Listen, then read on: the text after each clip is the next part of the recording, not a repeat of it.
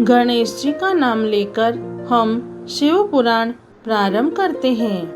हे शंकर भगवान, हे माता पार्वती, हम जो भी शिव पुराण सुन रहे हैं, हमारी सब मनोकामना पूरी करना, हमारी रक्षा करना, हम सब आपकी शरण में हैं।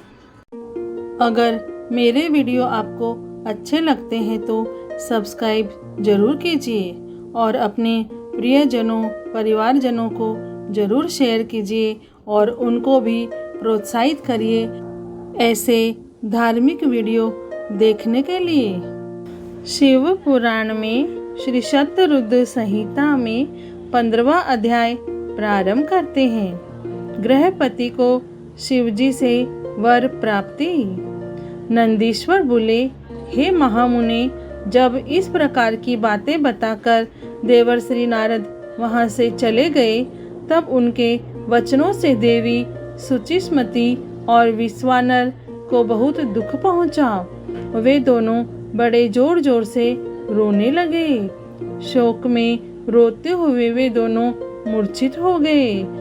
फिर पहले तो मुनि विश्वानर ने अपने को संभाला, फिर अपनी पत्नी को समझाते हुए बोले, देवी, इस प्रकार रोकर कुछ भी नहीं होगा, इसलिए तुम इस प्रकार रोना बंद करो। फिर वे दोनों अपने पुत्र गृहपति को ढूंढने लगे। उस समय उनका पुत्र घर से बाहर था।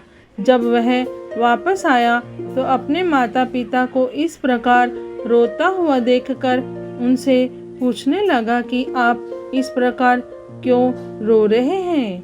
अपने पुत्र के इस प्रश्न को सुनकर देवी शुचिस्मति ने गृहपति को अपने गले से लगा लिया और रोते हुए उसने नारद जी द्वारा कही गई बातें कह दी।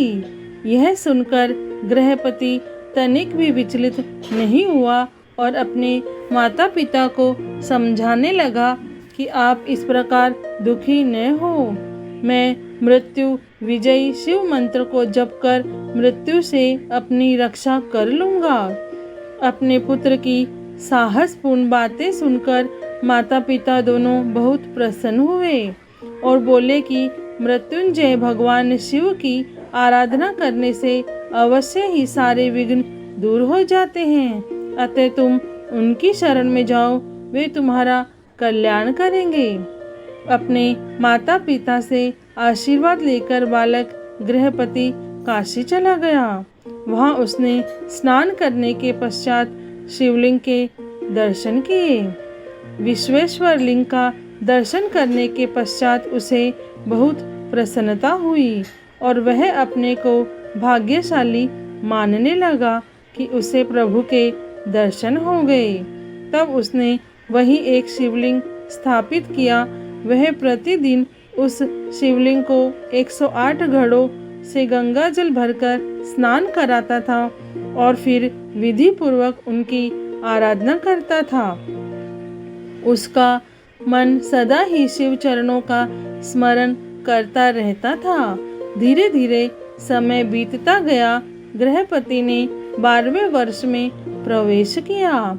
नारद जी की वाणी को सिद्ध करते हुए देवराज इंद्र गृहपति के सामने प्रकट हुए। इंद्र ने कहा कि बालक, मांगो, क्या मांगते हो।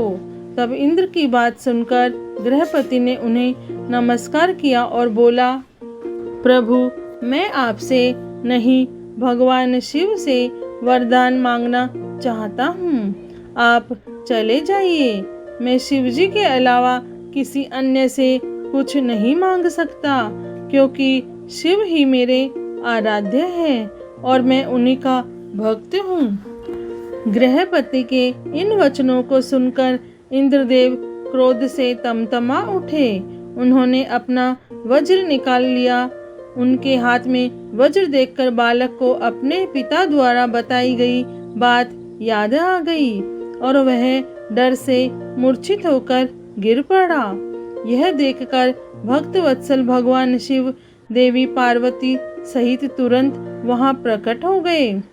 जैसे ही उन्होंने गृहपति को छुआ, वह उठ खड़ा हुआ।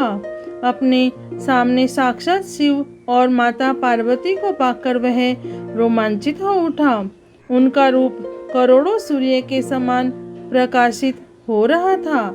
इस अद्भुत रूप को देखकर गृहपति मंत्र मुग्ध हो गया और दोनों हाथ जोड़कर देवादिदेव महादेव जी की स्तुति करने लगा। तब भक्त वत्सल शिव ने हंसते हुए कहा, हे बालक, मैं तुम्हारी इस उत्तम तपस्या से बहुत प्रसन्न हूँ। मैं तुम्हारी परीक्षा ले रहा था। मैंने ही इंद्र को तुम्हारे पास भेजा था। तुम अपनी परीक्षा में सफल हुए हो। तुम्हें डरने की आवश्यकता नहीं है। तुम्हें कोई नहीं मार सकता। तुम्हारे द्वारा स्थापित किया गया यह लिंग संसार में अग्निश्वर नाम से विख्यात होगा और इसके तेज के आगे कोई ठहर नहीं पाएगा। यह अग्नि और बिजली से रक्षा करने वाला होगा। इस लिंग की पूजा करने वाले को अकाल मृत्यु का भय नहीं होगा। ऐसा कहकर भगवान शिव ने गृहपति के माता पिता को बुलाया और सबने मिलकर कल्याणकारी भगवान शिव का पूजन किया। तत्पश्चात शिवजी उसी अग्निश्वर लिंग में समा गए। शिव पुराण में शतरुद्र संहिता का 15वां अध्याय पूर्ण हुआ।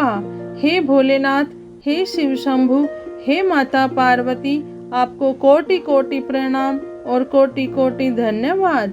जय भोलेनाथ।